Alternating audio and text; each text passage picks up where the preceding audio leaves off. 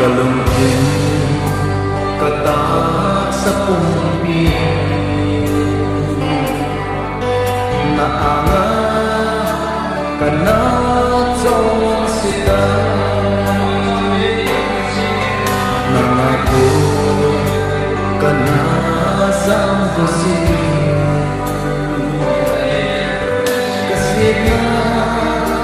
kanasang kusi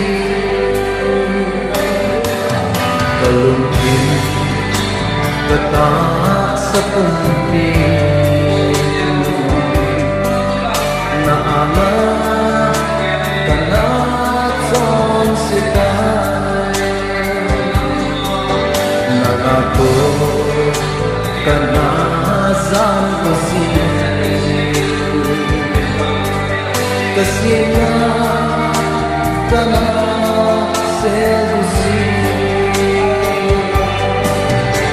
May ngay damo pagkay Kung kahong alay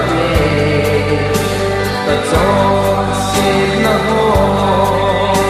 Kamay alay zingi Kim ka na gitan na ho Kim mo katsan na Kim ka na kisa na zong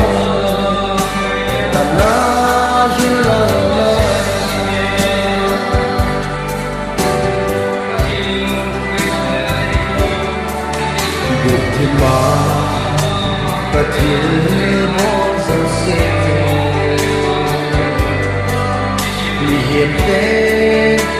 Mutay sa mwe Gukin Mena musingin Kasi na Name sisingin May ngay damo pagkay Kung kahong alay Tatong sid na ho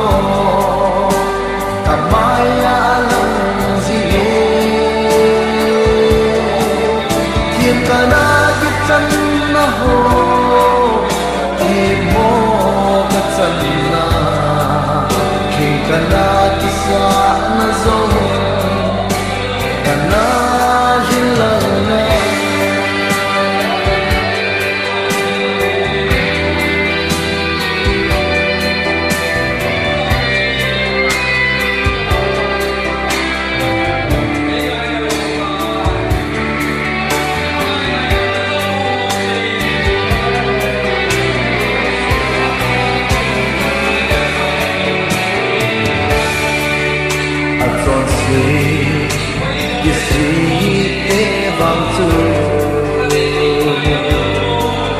Pagkai zin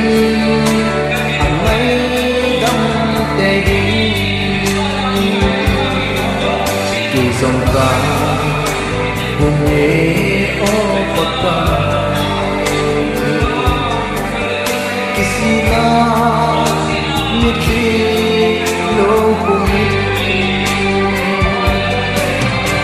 Nengay damo pagkai Kung kahong Tatong sid na ho Kamay alang sige Kim ka na gitan na ho Kim mo katsan na Kim ka na kisa na zong